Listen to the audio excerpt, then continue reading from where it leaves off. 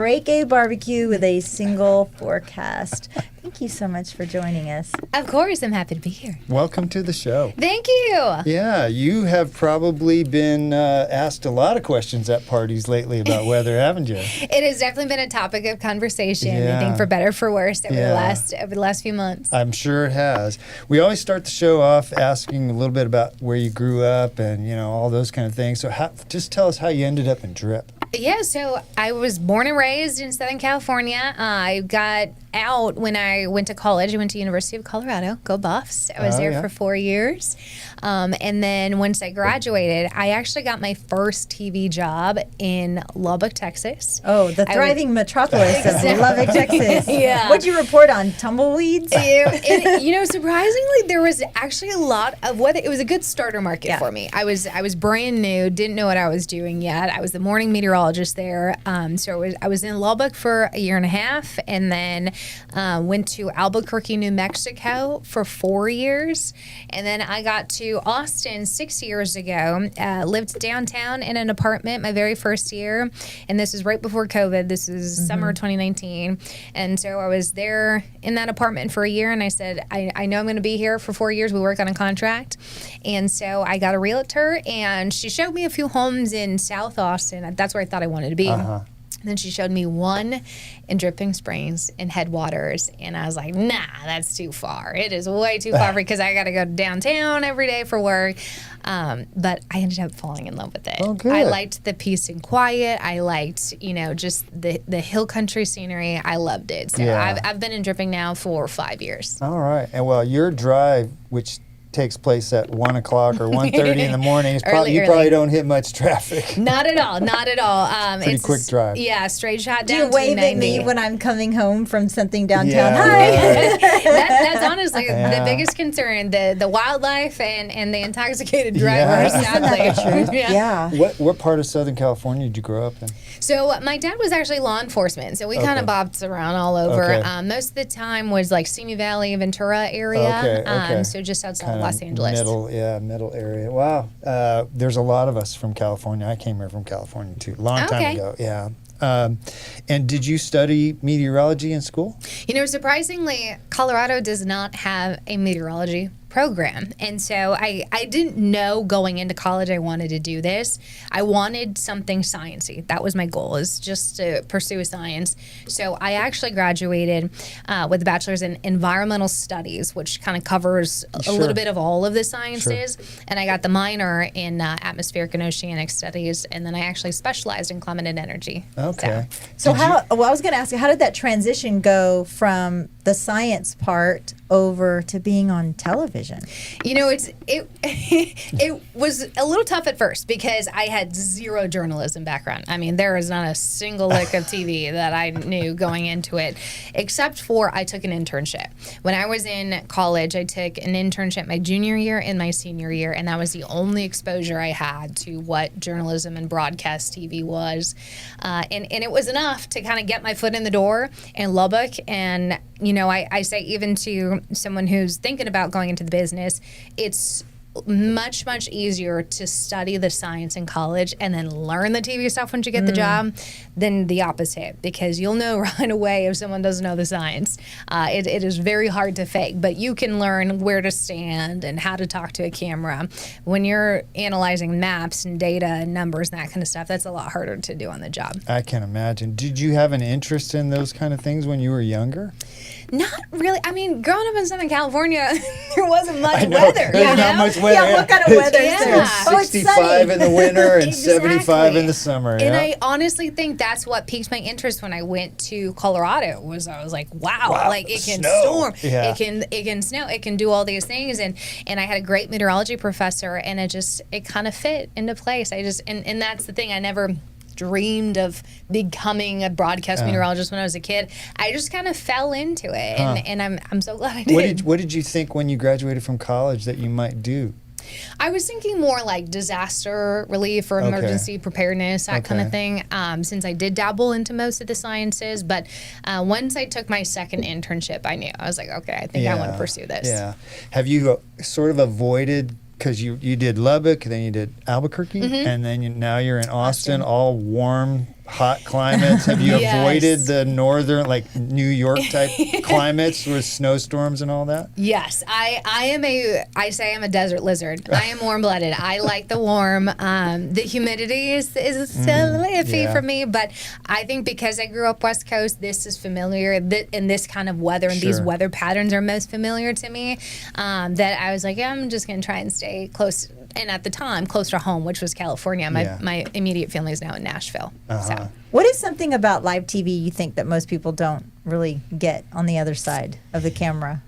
Well, I think people don't realize, or at least a good chunk of people don't realize that it is live, that there is a maybe 5-second delay. You know, everything for the most part that I do as far as weather goes, with a small exception, is live with no redos. With weather specifically, it's all ad-libbed. There's no script. There's nobody to help me. It's what comes out of my mouth and off the top of my head is what you hear on air. Welcome to the Ad-Lib Club. Exactly. Yeah. That's exactly us. Yeah. A lot of people don't realize, you know, because they see the teleprompters with the news anchors and such, and with weather, it's all our maps in our brain. There's nothing written down. Where are you getting all the data to come up with your forecasts?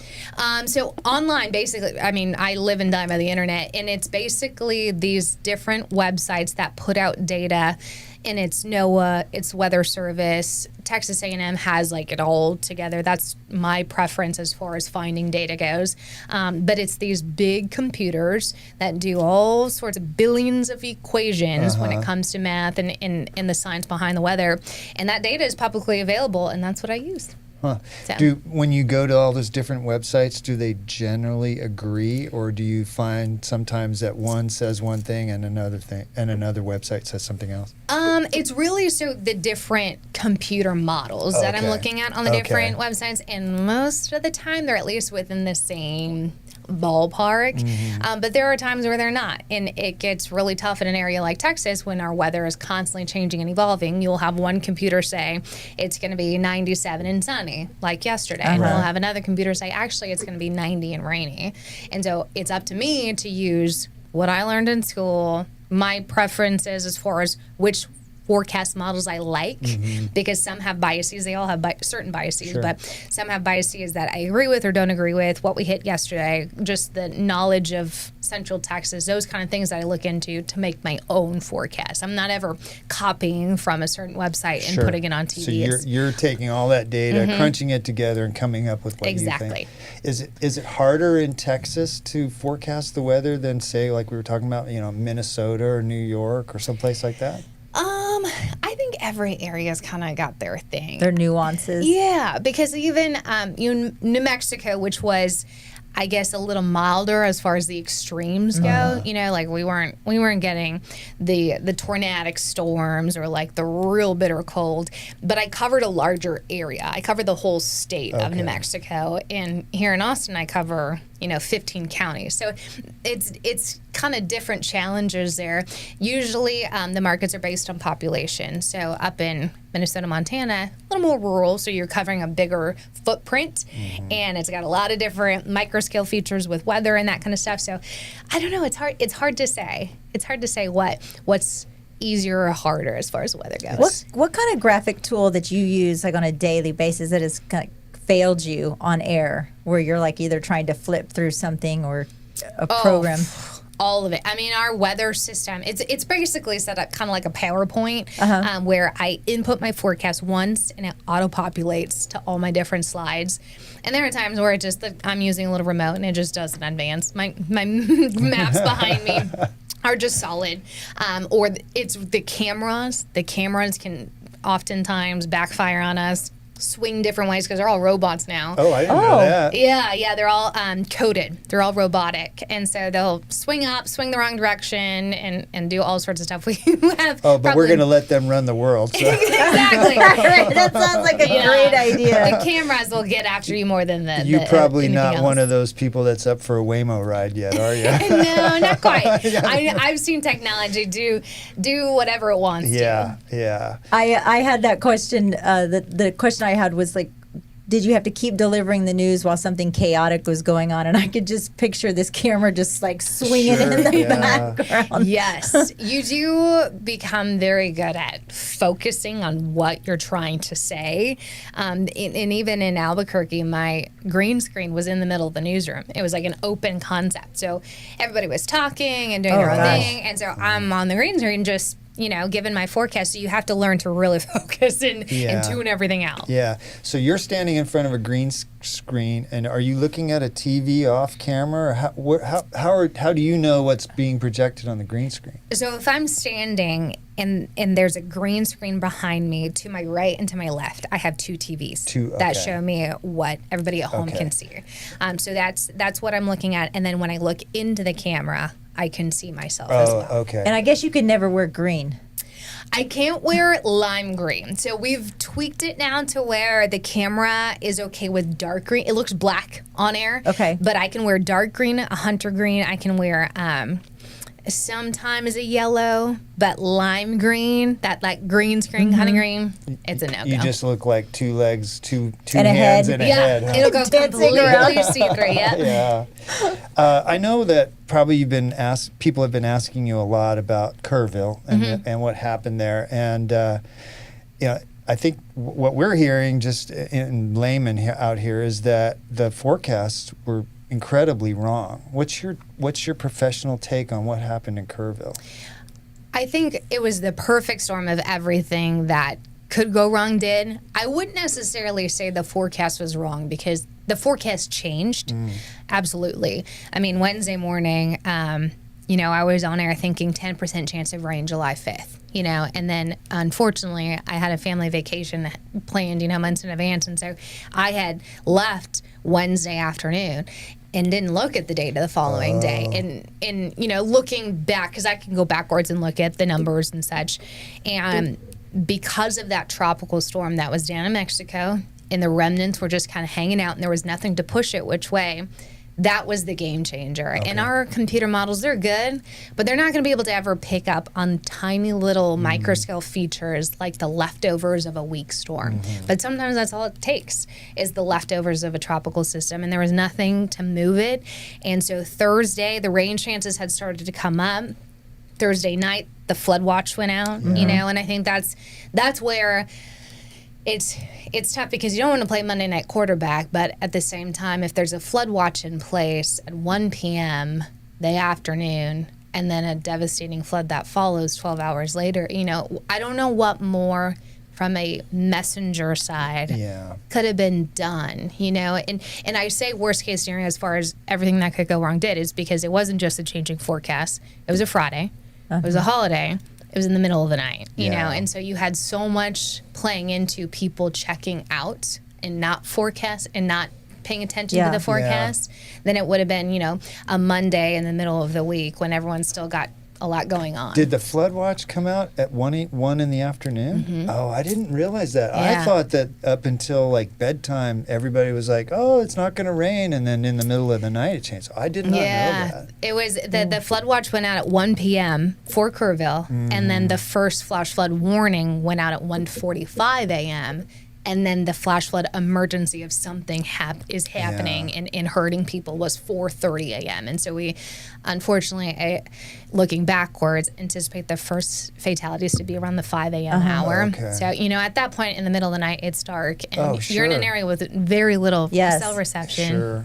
It's tough. What are your feelings on the thought process about the cloud seeding that was happening a couple of days prior to that? I think it was the CEO of Rainmaker that was saying that they were doing that area 2 days before. Do you think it was, in a sense, a perfect storm where the cloud seeding happened and the tropical storm, the remnants of this tropical storm? What are your because I've heard a conspiracy theory, put my little tinfoil hat on.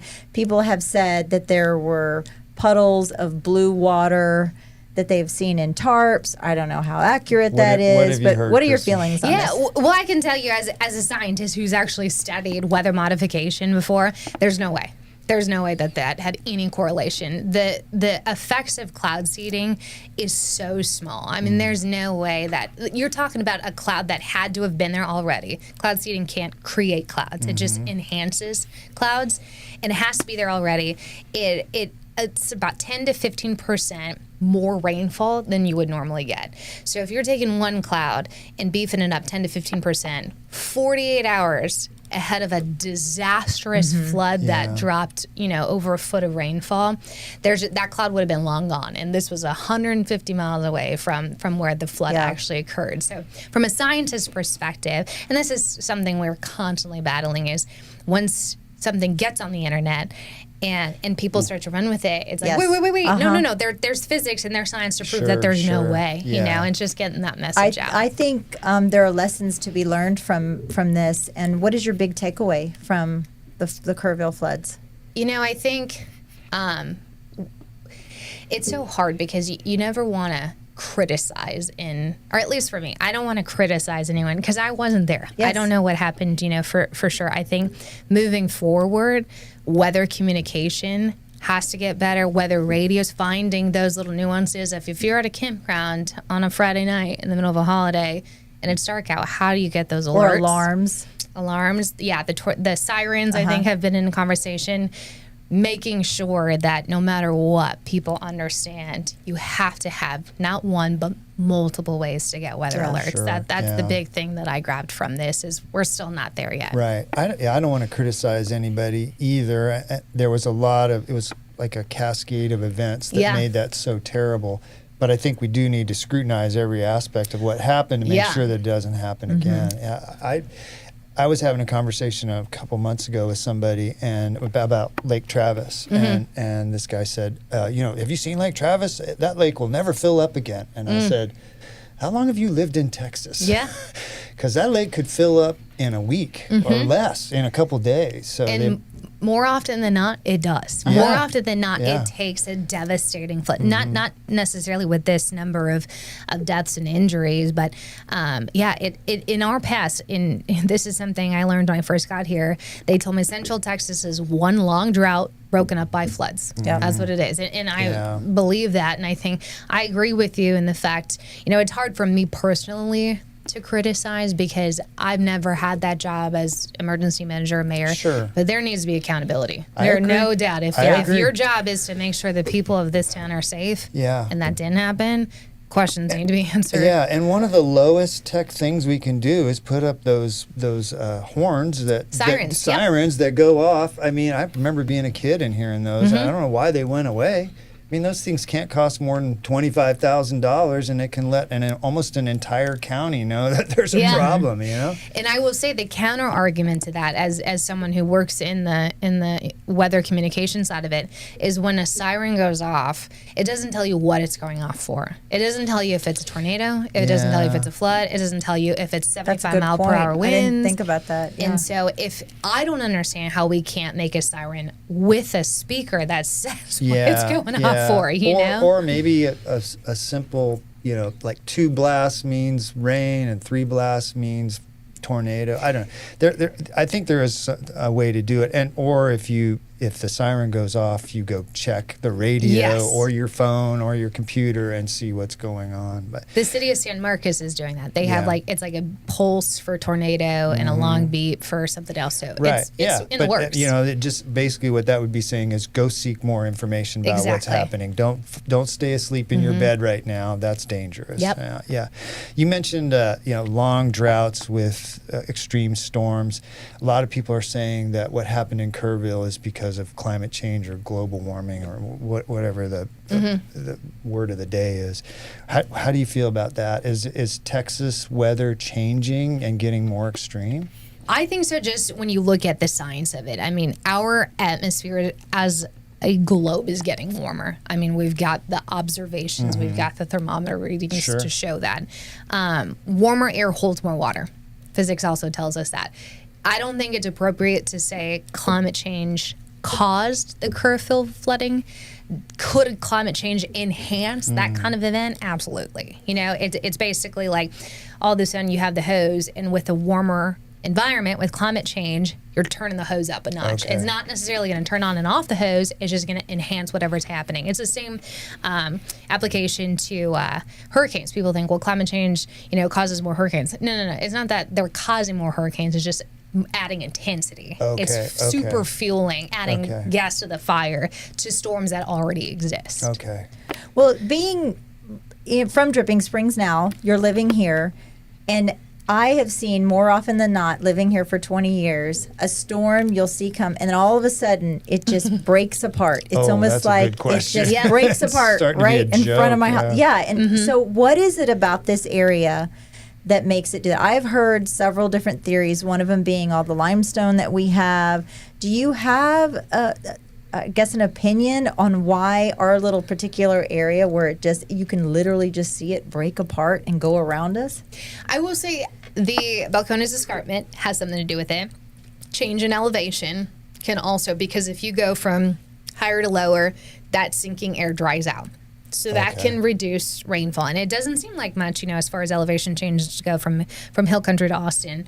It does, that can sometimes play a role. I will also tell you, I've heard that from every town here in Central Texas. Really? Oh, I didn't know It always that. breaks apart in front of Bastrop. It always breaks apart in front of, Giddings. And I think it's because there's all these little things in our atmosphere, all these micro scale features that although I wish I could have the technology and experience to Crystal forecast. ball. Exactly. Yeah. I'm not watching the one cell over Bastrop, Dripping, Giddings. Over Michelle's house? I have your cell phone number now. I'm going to.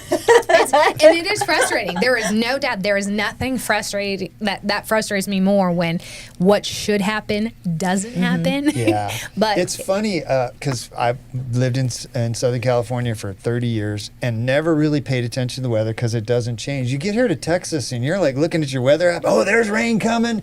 Oh, I got 4 inches of rain yesterday on my rain gauge. We're all talking about the weather like all the time here now. Yes, absolutely. And those little things matter, that being so close to the Gulf, the changes in elevation, getting some of the storms that get kicked out of the Rockies and are trying to get themselves together, we're kind of in a sweet spot that just makes it hectic. Yeah, a lot going on. More More for you to do. How much has the weather reporting that the information that you gather, how much has that changed since you started this? Let's see. Well, I've been doing this for 12 years now, and I will say there's more data out there, and the computer models that we use to help guide our forecasts are getting better because we're getting more into these systems. Less of the model in the forecasting has changed more than the job. I mean, the job has been night and day. When I was first getting into TV, 2013, I mean, it was probably the focus 90% on air, 10% digital, social media and the website. Oh. Now, it's probably, 75%. Make sure the website's updated, make sure the app's updated, make sure social media's updated. Oh, yeah, and you've got 4.5 hours of TV on top of that. You know, it's getting farther away from TV focus and a little bit more digital just because our habits are changing too. Yeah. Do you do any of that? I mean, I know that you're like on social media. If KXAN posts something on Facebook or Instagram, do you do that, or does somebody do it for you and you just get on the camera and then you're done? So on my Facebook, it's all me. Okay. So I can auto-populate. I have a way where if there's ever a tornado warning, flash flood warning, or severe thunderstorm warning for the Austin Metro, it will automatically, which does include Dripping Springs, it'll automatically hit my Facebook in case I'm on TV. Okay. But more often than not, everything on my Facebook is me. The app I have to manually update one by one every single morning. Oh my gosh. On the website, I have to write out the forecast every single morning. It's all me. Wow. Yeah. I have a very hard-hitting question now. Okay, so I'm asking you about the green screen. Yes, I'm gonna ask. This is Michelle's type of I'm question. here for it. Yeah. Okay, you've got people out there who don't even own a rain gauge who send you fashion advice. Do you clap back, or do you let them just sit there in their cargo pants and just tell them? I try not to. And we're discouraged against clapping back. I will say if someone goes after my character, I'll say something. Yeah. If they're going after the way I said something or my outfits, I usually don't respond. I'm like, that's a you problem, not a me problem. What about getting recognized now? I mean, now you're you're kind of well known here in our little area. What about just going to HEB with no makeup, yoga pants? I love it. I love it. I'm not one of those people who like shy away from it, because when I'm in studio for 4.5 hours on air, all I see is a camera. All I see is a TV, and so you don't feel anything back. Oh, you don't get any feedback. Yeah, when I go out in public, I feel purpose. Like I feel like, okay, somebody is up at 4:30 in the morning watching, and it feels good when somebody says it. So I am never the type to be cranky or to like say no to a picture. I'm always there for that. When you walked in our office, Judy up front that manages our office, she said, I recognize you from TV. I watch you every morning. Yeah, usually if I'm in the same outfit, people will. Oh, that makes sense. If I'm on HEB, you can kind of see it in their brain, like, is that my kid's teacher? Is that my dentist? Oh, yeah, you're out of context. They're trying to place me. But if I'm wearing what I wore that morning, usually it's a little bit faster. When are you ever in the field?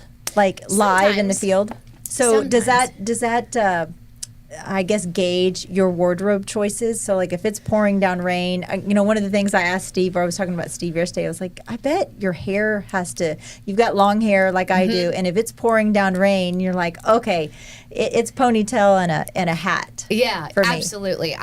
I probably should care more about it than I do.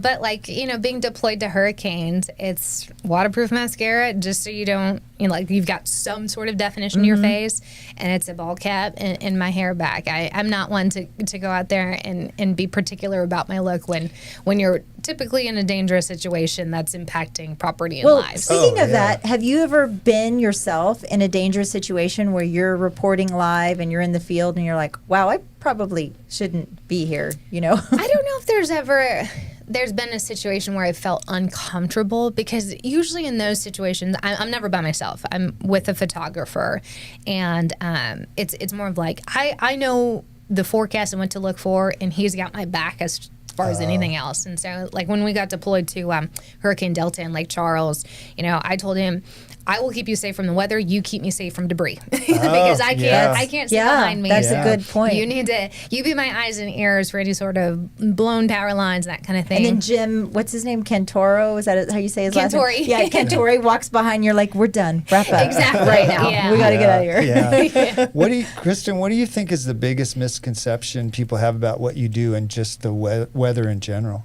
Oh, I think there is a solid chunk of the population who just thinks like blondes on TV gets fed information. Yeah. Oh. I mean, because there are some markets, specifically Los Angeles, who they're not quite the scientists, they're the journalists first. Yes. Yeah. Okay. And then they are just kind of say, okay, read the maps and just say this. They're the Vanna White of the weather. Yeah. And that works. That works for that market, because they're not more often than not dealing with tornadoes ripping through Round Rock, Texas. Yeah, it's 85 in Van Nuys today. Yeah, it's a different job, different responsibility. But I think a lot of people are surprised that it's me in the middle of the night looking at numbers, analyzing maps, updating the forecast, working on the computer. It's a one-man band doing all of it, and then the easy part's getting up on front of the camera and talking about it. How do people know that about you?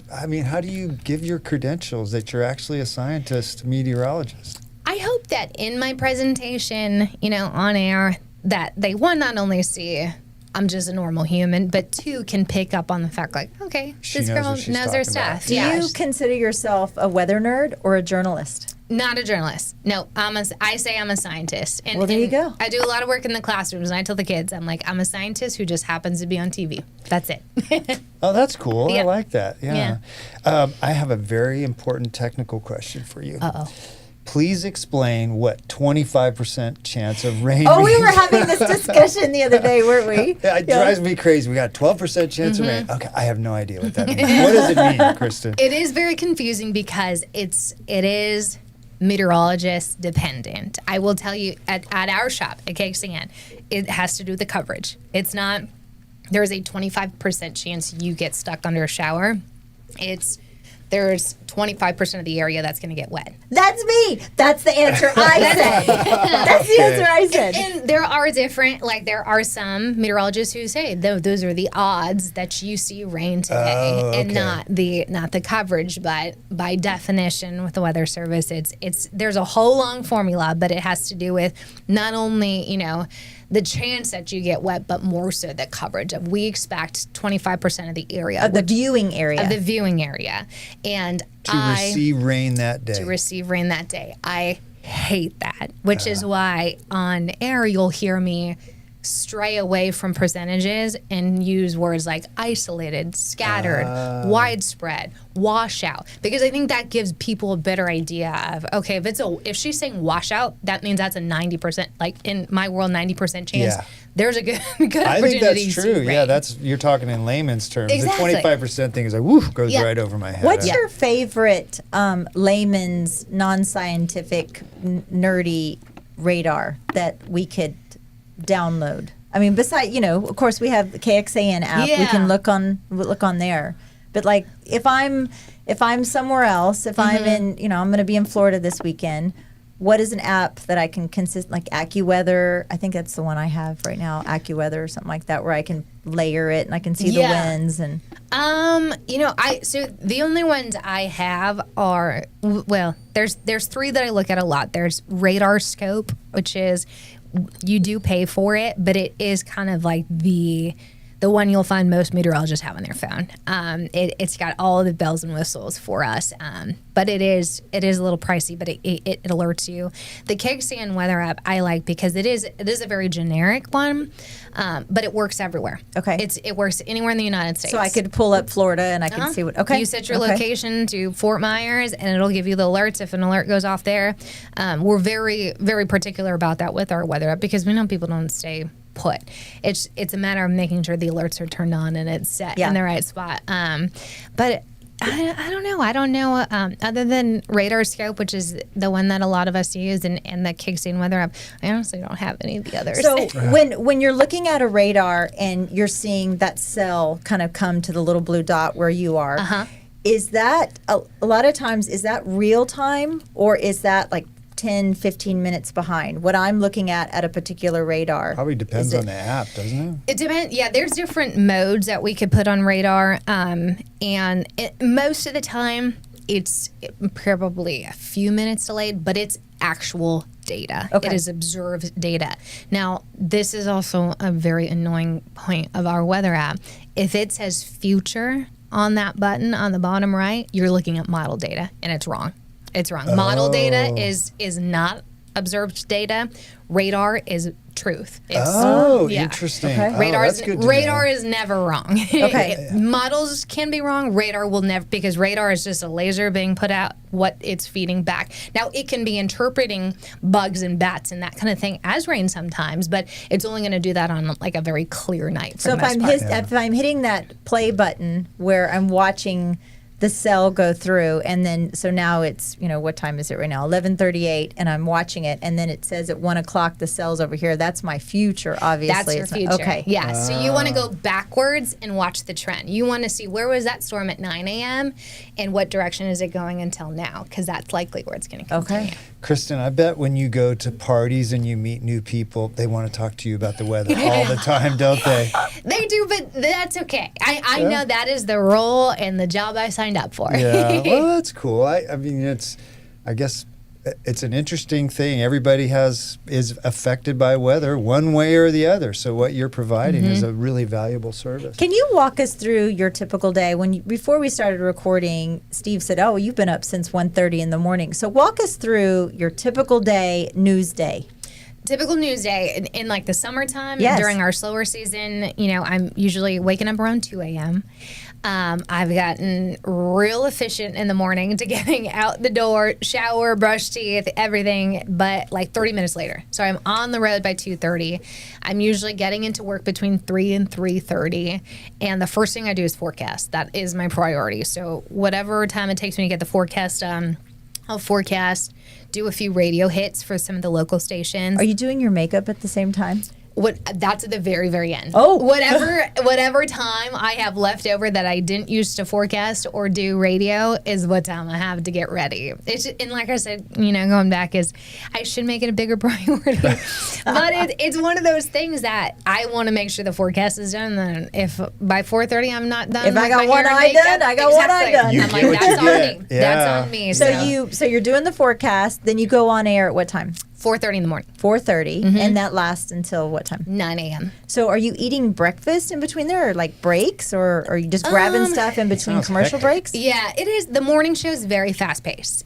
We have commercial breaks where we can, do whatever we need to, use the restroom and such. I'm more the type that I don't usually snack or eat breakfast during the show, just because I'm got website and app and everything to update. Yeah, that I'm a coffee gal, so I'll have 3 cups of coffee between about 2 a.m. and 9 a.m.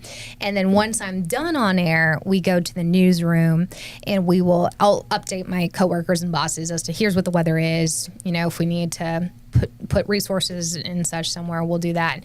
But then usually I'm done around 9:30, 10. During the school year, I do 2 classroom visits a week. So that kind of takes up some time. That's cool. I love that. I love doing that. That has kind of become my little niche. Why do you like doing that? What's the payoff for you? I always joke that kids are nicer than viewers, but that's which is true. more often than not true. But I think that's where I truly find my fulfillment, my purpose is. There's a natural curiosity with weather, with anybody, but especially kids. They want to learn. And I think when it comes to weather safety, you got to hit them young. Like you have to instill that this is what we do when we hear a tornado siren. This is what we do, when you see hail. Because later on down the road, when they're maybe not as in tune, I hope that they remember. I remember one time that lady said to do this. That TV lady told me when there's a tornado. I saw something. It was like a little meme. It says, "When I was a kid, they taught us so much about stop, dropping, and rolling that as an adult, I'm surprised I haven't been an honest flyer as I was going to be." Kristen, you get into the office and you start doing your around 3:30. You're doing your forecast. Have you ever been there and you started doing your forecast and you went, "Oh crap"? Like you were so surprised with what was going to happen that day? Oh yeah. Has that happened a lot? Yeah, even this week we had, this cluster of storms up in North Texas, and I was like, nah, that's not going to be able to hold together. Sure enough. It did, Yeah, sure enough, yesterday that band held through, dropped our temperature. I was thinking we'd hit 97. We only hit 90 because that rain at 10 a.m. completely messed up my forecast. Wow. So those things happen. Rarely are we ever shocked. They're saying that came out of nowhere. Not necessarily that. It's more of okay, well, that didn't pan out the way I thought it would. Yeah.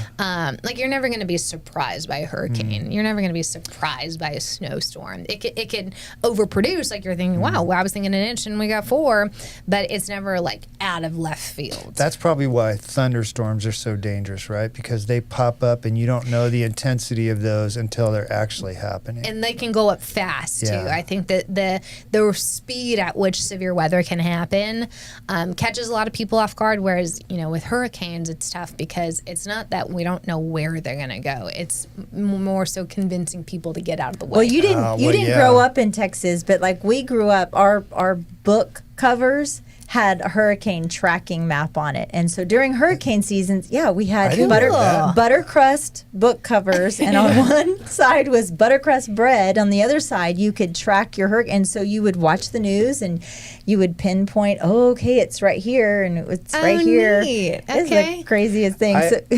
One of my closest experiences with a hurricane was in South Florida. I went through high school in South Florida, but I worked on a golf course. And it might have been Andrew. No, it wasn't Andrew. It was before that. But anyway, we had a hurricane coming. And my boss said, okay, I need you to go out, take these chains, go out in the yard and the yard on the golf course and tie everything down. So I'm out there, I'm tying down 50-gallon drums. And my boss comes out and he goes, Mallett, what are you doing? And he goes, tie down the tractors. And I went, the tractors?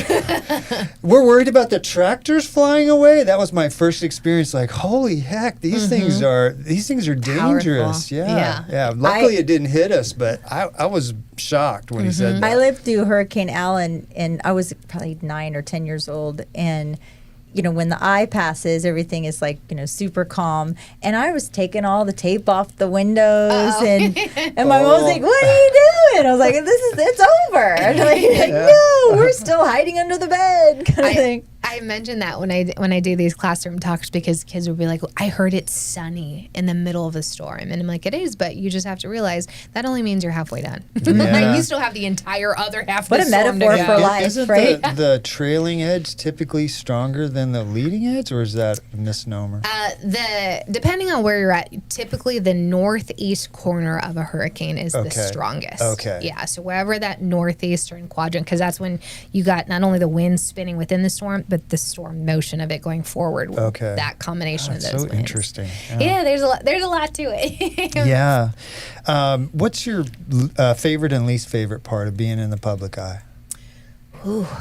I think favorite would definitely be, there are moments that you don't realize at the time during the storm that will make a difference, but much later it comes to you in like the most random and out of nowhere ways. The Round Rock tornado is an example where I wasn't even supposed to be on air. We were in the thick of it, and I just so happened to catch this tornado on our weather camera, and I'm yelling at my chief